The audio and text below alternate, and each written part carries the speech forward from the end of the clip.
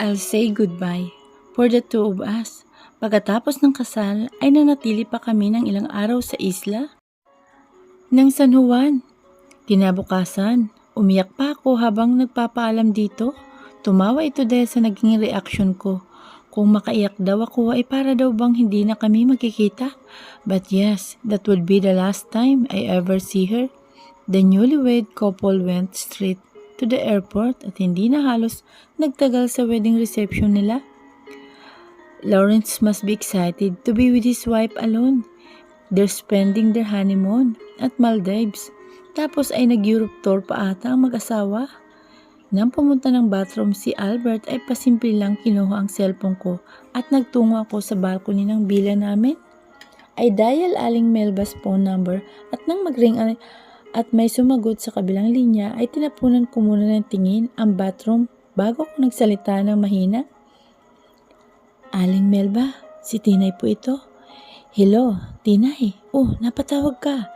Pauwi na ba kayo? Sagot nito. Bukas po ng gabi, kami darating dyan sa San Juan. Yung pinapasuyo ko po sana. Kukumustahin ko. Hindi ko inaalis ang tingin ko sa bathroom. Baka marinig ako ni Albert. Mula dito ay naririnig ko ang lagaslas ng tubig sa loob. Oo, nakuha ko ng maleta mo sa bahay mo. Tinawagan ko na rin si Berting para sa tricycle niya na aarkilahin natin. Sigurado ka na ba sa binabalak mo, Tinay? Alam mong hindi ako sang-ayon sa pag-alis mo na ito at ang hindi may pagpapaalam sa mag-inang Senyora Elizabeth. Nakapagdesisyon na po ako, Aling Melba, para po ito sa ikabubuti ng lahat. Malungkot na tugon ko. Kahit na masasaktan kayong pareho ni Jan, ano bang mali sa inyong pagmamahalan, Tinay? Buntong hininga ni Aling Melba. Wala pong mali, Aling Melba. Hindi lang po talaga kami para sa isa't isa. Nako, bata ka. Sino ba ang nagsabi na hindi kayo para sa isa't isa? At kailan pa naging pagkakamali ang magmahal? Kung may problema, huwag mong takbuhan. Harapin mo. Harapin nyo na magkasama. It's easier said than done, Aling Melba, pero hindi po talaga pwede pakisabi po kay Mang Berting na pakiabangan ako sa unahan ng bahay ko mga 2:00 po ng madaling araw. O siya, makakarating ka. Makakarating ito kay Mang Berting. Pagkatapos kong magpasalamat ay nagpaalam na rin ako kay Aling Melba. Napahulog-hip-kip ako habang nakatanaw sa malayo. Pakiramdam ko ay bibitayin na yata ako na parabang bilang na lang ang oras ko sa mundong ito na parabang nakatakda ng aking kamatayan. Siguro nga dahil sa oras na magpaalam na ako kay Albert ay yun din mismo ang oras na titigil sa pagtibok ang puso ko. Nag-init ang sulok ng aking mga mata. Damn, not now, Athena. Patigasin mo pa ang loob mo. Huwag kang papadala sa emosyon. Kaya mo yan. Ilang oras na lamang naman pwede mong iiyak ang lahat. Pagkalisan mo sa buhay ni Albert. Agad kong pinahiran ng luha ko nang bumukas ang pintuan ng banyo. Naka-summer shorts si Albert at naka-black sando. Mamimiss ko talaga ng sobrang lalaking ito. Agad ako nitong niyakap. Pagkalapit nito sa akin, yumakap ako ng pabalik dito at mas mahigpit pa kaysa sa hawak nito. Dinner na tayo, I asked. Tumango ako kahit nakabaon ang mukha ko sa dibdib nito. This is where I supposed to belong, inside his arms. Can we stay like this for a little bit longer? Bulong ko sa may dibdib nito. I sniff his masculine scent with my nostrils. He chuckles and his laugh is music to my ears. I feel his embrace tightened around me. But whatever you want, sweetheart. Kung gusto mo dito na lamang tayo, huwag na tayong bumaba. He kissed my head dirtly. Hindi obra, baka ulanin tayo ng panunokso ng mga kaibigan mong baliw. Gusto lang kitang yakapin, Albert, ng matagal. Matagal-tagal, bababa rin tayo, maya-maya. You know that, I can always stay like this until eternity, Athena. Do you know that? Hugging each other, I feel content with just this, malambing nitong sabi. Hug me tight, Albert, I whispered. My voice cracked a little but I have to hold back. God, wala bang mas madali nito? Sweetheart, Bumitaw ito ng yakap at hinanap ang mga mata ko. He held my cheeks with his warm hands and looked at me intently. "Why are you suddenly being emotional?" he asked. His gaze never leaves mine. I smiled. "Ayaw mo ba na malambing ako?" "No, not that. There's something more." "Nagiging iyakin ka lately ah." Mahina kong hinampas ang dibdib nito. "Naglalambing lang eh." Lumabi ako at tumawa dito. "I'm being clingy? Masama ba na gustuhin kong lagi kitang nakikita? Nayayakap at nahagkan?" Tanong ko sa kanya, using my teasing voice. "Sweetheart, clingy or not doesn't change the fact that I'm so irrevocably in love with you." He winked. "Ayan, nambobola ka na naman, Albert. Hindi kaya ikaw nga dyan eh. Did I fail to mention how much I love you para sa hapon na ito?" He says defensively while grinning. Umiiling ako. "You always make feel love, Albert. Thank you. And I love you too. You won't be able to understand how much. Sobra-sobra pa to the point that I'm willing to give up our relationship just to keep you safe." Dagdag ng aking isipan. Tumikim ito. "Athena, I think we have to go down now dahil konting-konti na lang at hihilayin na kita papunta sa kama eh." I giggled. "Loko, tara na nga."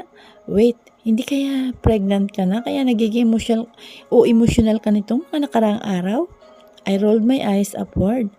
"Albert naman, mas alam mo ang schedule ng period ko. Nagkaroon ako ng last week, di ba? So, imposible yung iniisip mo." I threw my arms around his neck at tumingkayad para halikan ang lips nito. "Oo nga pala." He grinned before he answered my kisses. "Sweetheart, we really need to get down now dahil baka ikaw pa ang makain ko." Hinampas ko ng marahan ang balikat nito. "Ewan ko sa'yo, ang pervert mo. Napakahilig." Irap ko at nagpatiunan na ako sa paglalakad palabas ng bila namin. "Only for you, my sweet Athena." Bulong nito sa likuran ko. "Dapat lang, kukusutan kita dyan." I replied. At tanging malutong na tawa lamang nito ang maririnig ko sa aking likuran. Sinabayan ako nito sa paglalakad at inakbayan. Iniyakap ko na lamang din ang mga braso ko sa bewang nito. Sana hindi na matapos ang sandaling ito. Sana huminto ng takbo ng oras para palagi magkasama kami ni Albert. Sana. Pagkatapos ng masaganang hapunan sa pinakasikat na restaurant sa isla ay dumiretso kami sa kasiyahan sa pinakagitna ng resort. May nagpe-perform na grupo ng kababaihan at nagbe-belly dancing. Mayroon ding sumasayaw na gamit ang apoy at naka-tribal costumes. Maraming tao at makukulay ang paligid dahil sa mga banderitas na nakapalibot. Bumabaha din ng alak at talaga namang puno ang lugar na kadalasan ay mga foreigners ang madadaanan ng aking mga mata. Kahapon ay nag-island hopping kami at nag-scuba diving din. Pinagamit sa amin ni Lawrence ang pinakamalaki niyang yate at isang grupo kaming pumalaot. Sobrang saya namin kahit na puro barahan at asaran ang namamayani tuwing magkakasama ang magkakaibigan. Namimiss ko rin ang harutan nila. Nagpagawa ng bonfire si James sa sulok ng resort na exclusive lang talaga sa amin. Pagkarating namin doon ay naupo kami sa lag na nakapalibot. Uwian na. Bukas, sarap pa sana magtagal kaso nagiinit na ang telepon ko sa kakatawag ng aking assistant. Mababali na daw ito sa mga trabahong naiwan ko. Jack laughed. "Yeah, me too. I'd love to spend more time here. Matagal-tagal na rin kasi tayong nagagawi dito. To think that this is just packing nerve from the city." James speaks while shaking his head. "You're all just probably busy with your work." Wika ko at lumampot ng hotdog na nasa stick at tinapat sa apoy.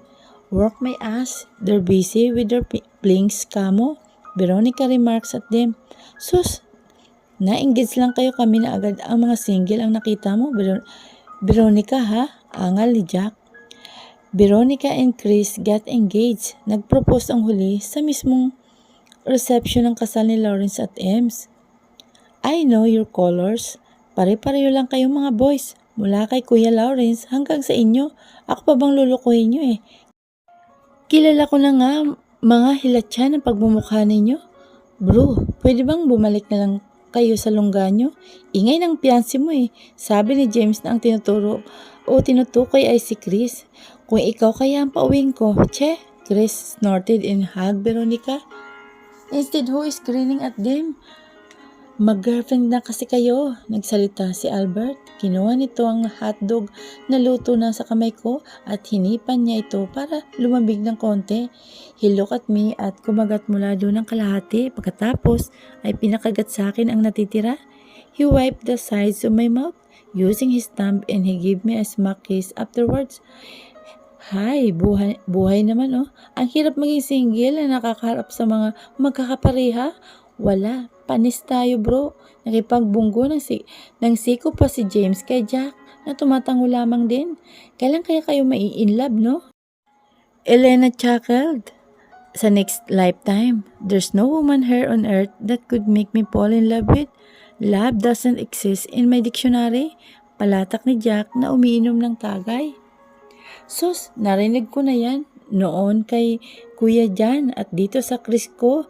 Pero tingnan mo, patay na patay sila sa mga beauty namin. Halakhak ni Veronica na ikinatawa naman ni Elena. We are toxic. Segunda pa ni Elena and we can attest to that. Ayan chuckled as he kissed Elena on the lips. They're very sweet. Ha? Love can never fool me. Hindi ko pagdadaanan ang mga pinagdadaanan nyo sa mga girlfriend nyo. Girls men bed, that's all, bulalas pa ni James. Binato ito ni Albert ng maliit na bato at umilag ito na nakangisi. Packer? Albert said sa mahina at natatawa rin. Sige, push nyo yan. Pag kayo tinamaan ng pana ni Cupido, humanda kayong dalawa sa bara namin. Lalangoy tiyak kayo dahil babahiin kayo ng bara sa amin, ang sagot ni Chris. Tumunog ang phone ni Jack kaya nag-excuse muna ito para sagutin ang tawag. Nagpatuloy pa ang aming kwentuhan at inuman hanggang sa makabalik si Jack sa kanyang pwesto. Gab is coming, he noted at tumahimik sa pagsasalita ang mga boys. Gab, Gabriel, as in Gabriel, your half-brother? Albert asked. The one and only? Bukas ang dating nila. His girlfriend is coming too. Jack answered and his voice became serious. Really? Mag-aasawa na siguro, dude. No way. I need to know what kind of a girlfriend he has. I don't want my little brother settle down with a low-class hawker. Ngumiwi pa si Jack. Ang judgmental mo naman, sagot ko. Can't blame me, Tinay. I'm just protecting him. Malaki na siya, dude. He's earning by himself. Kita mo nga at may girlfriend na. For sure, he's responsible enough to handle such relationship. Ani Albert na nakapahinga ng chinito sa balikat ko. Pasimple pa nitong hinahalikan ang pisngi ko. But I'm his brother and it's still my responsibility. Pagpupunto ni Jack, halos sabay na nagkibit balikat ang mga lalaki. Kinabukasan ng hapon ay tumulak na kami pabalik ng syudad. Hindi ko mabilang kung ilang beses na akong bumuntong hininga and I lost count how many times I fought and convinced myself that I'm doing right. I need to be firm and never should go spiral with my decision. I can do this for Albert's sake. Mag-alas 9 na ng gabi nang makarating kami sa San Juan. I know Albert is tired always from diving for hours. Albert, pwede bang sa bahay na lamang tayo magpalipas ng gabi? Gusto ko kasi doon tayo matulog at namimiss ko na rin kasi ang bahay and we are both tired from the trip. Baling ko dito at pinatong ang kamay ko sa kanya na nakahawak sa cambio. You sure, sweetheart? There's uncertainty and remorse from his voice. Ayaw mo? I spoke quietly. Kailangan naming magpalipas ng gabi sa bahay ko dahil mas malapit ito sa bayan. Kung sa mansyon mahirapan akong umalis dahil malayo na yun masyadong sa kabihasnan. It's not that. I don't like the idea, sweetheart. I just had a bad memory of us there in your house. You know the ripsen. Tumikim ito at bumalati ulit ang sakit sa kanyang maamong muka. If there's only a way to erase that memory from my mind, ginawa ko na sana. Alberts, let's forget that part. Shall we? Nalampasan na natin yon. Let's move forward. Ang mahalaga magkasama tayo. bigkas ko, pero sa tuwing nagsasalita ko para sa amin ni Albert, nadudurog ang puso ko dahil pakiramdam ko, pinapaasa ko lamang siya. Tinapunan niya muna ako ng tingin bago tumango. Malapit na kami sa bahay at huminto ang sasakyan sa mismong tapat nito. Mabilis akong lumabas para buksan ang pinto at pagkatapos ay dumiretso na kami sa kwarto ko. Sana maging komportable ka sa higa natin, ha? Hindi ang kalakihan kumpara sa king size bed mo sa mansyon. Pinagpag ko muna ang sapin ng kama pati na rin mga kumot at unan. Atina, baka nakakalimutan mong ranchero ako. I can suit myself anywhere in a field or in a farm. Kahit nga maglatag lang ako ng sapin sa damuhan, ay komportable na ako. Don't think too high to me, sweetheart. His hands on his waist as he watched at me. Nag-peace sign ako dito. Sorry, at ngumiti. He just shook his head as if telling me that he has no choice but to accept my apology. I can be anywhere as long as you're with me, sweetheart. Heck, I can even survive in a desert or in a jungle as long as we're next to each other. Ngumuso ako. Does he even aware how romantic his mouth is? Nang makapaglinis na kami ng katawan, ay nagbihis na kami at nahiga na sa katamtamang laking kama. This will be my last night with him. I want this to be epic, memorable. I will cherish every hour, minute, and second of us being together. Albert, nakaunan ako sa kanyang braso. I think he's halfway to sleep. You're tired? I bite my lips. I need him to be very tired para mamaya pagkaalis ko ay hindi ko siya madistorbo at para mangyari ang dapat mangyari. Not so. Why, sweetheart? Nagbukas ito ng mata at bumaba ang tingin nito sa akin. Let's make love. Salamat at madilim ang paligid. At least may tago man lang nito ang pagpupula ng pisngi ko at ang lungkot sa mata ko. His lips twisted. I'd love to, Athena, he answered huskily. Pero bago pa ito makadagan ay tinulak ko ito at ako ang dumagan sa kanya. I want to make love to you my way of Albert, I whispered. I am straddling him, my knees on his sides. Suminghap ito. Itinaas ko ang t-shirt nito hanggang ulo at hinagis ko. Yun sa sahig nang maalis ko yun sa kanyang katawan. His lips parted to gasp some air. Mukhang naninibago ito sa aksyon ko because this is gonna be the first time that I'm being walled on bed. I hovered above him at nilapit ang mukha ko to kiss his lips. Our tongue battled, entwined with each other. Buwabang labi ko sa kanyang liig. I kissed his neck, his chest, both nipples pababa sa kanyang abs. Kailangan kong magmadali. Tinanggal ko ang shorts nito kasama na rin ang kanyang underwear. I looked at his eyes, into his member. I swallowed. I can do this. Athena, don't. His voice sounded sexily as hell, and I guess what I am about to do? Yes, Albert, I said bago ko binaba ang ulo ko as I wrapped his shop with my hot mouth. Why are you crying, sweetheart? Was I rough? Did I hurt you? Tell me. Namungay ang mata nitong napatitig sa akin. Umiling ako. I just love you so much, Albert. I love you. Please don't ever forget that. Hikbi ko. Psst, I love you too. Tahan na. Umayos ito ng higa at pinalob ako sa kanyang yakap. Maya-maya lamay kampante ng paghinga nito at nakaawang pang mga labi. Mahinang naghihilik na rin ito. I checked the time on my phone. 11 o'clock. May natitirang oras pa ako para pagmasdan ang payapang pagtulog ni Albert. Tinitigan ko ang perpektong mukha nito. He is immaculating gorgeous. There's no doubt on that. And he will always be beautiful in my eyes. My sweet Albert. Maingat na bumabangon ako at naupo sa plastic chair. Binuksan ko ang lampshade para maninag ko ang aking gagawin. Kumuha ko ng papel at ballpen. I will leave a note for him. I covered my mouth to suppress a sob. Walang tigil ang pagluha ko habang nagsusulat ng mamamaalam. Durog na durog ang puso ko, pero ang pinakamasakit ay ang katotohanan na ako ang dudurog sa puso ni Albert. Binuo ko siya. Muli para lang durugin lang din sa huli. All I ask from God is that He'll give Albert the understanding that he needs. Kahit wala akong liwan o iiwang rason sa pag-alis ko, sana ay maintindihan niya pa rin ako at magpatuloy ito sa buhay. Dahil ganun din ang gagawin ko. I will continue living just for the sake of it. Mabagal na gumayak ako. Nakalagay na sa shoulder bag ko ang mga documents kong kailangan pati plane tickets. I pick up my phone when it vibrated. Tinay, nakaabang ng tricycle. Text ni Aling Melba. Tumayo ako at lumapit kay Albert. I kissed his lips softly for the last time. Pigil na pigil ang pagikbi ko. Mugto na ang aking mata. Sumasakit na rin ang lalamunan ko sa pagpigil ng iyak. Nanginginig din ang aking katawan. Gusto ko siyang yakapin ng mahigpit. Pero baka magising siya. I can't even squeeze his hand dahil madidisturbo ko ito. Sinuklay ko na lamang ng puno ng pag-iingat ang buhok nito at mababaw na halik sa noo ang iginawad ko. I love you, Albert.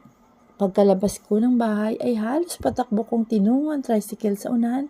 Nandun si Aling Melba na naghihintay. Niyakap ko siya at humagulhol na ako. Umiyak din ito habang nagpapaalam. Nagpatid ako sa tricycle hanggang sa bayan. Ibinaba ko nito sa bus terminal.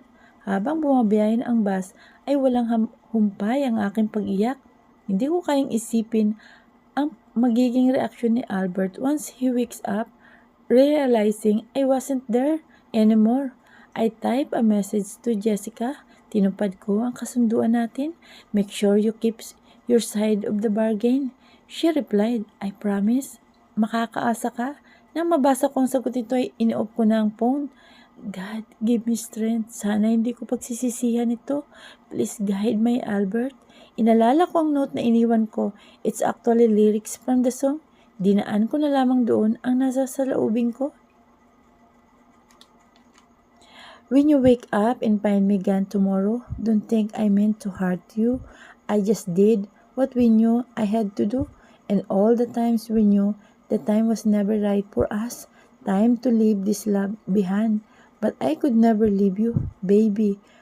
If I see you cry, I'll say goodbye for the two of us. Tonight, while you sleep, I'll kiss you softly one last time to say goodbye, like I know we must. There's just no other way, and I could bear to see your heart break. So I'll wait till you're asleep to say goodbye. Please realize how hard it is to do this. I'm trying to make it through this. Say goodbye as gently as I can. Please try and understand. This time just not the time for us.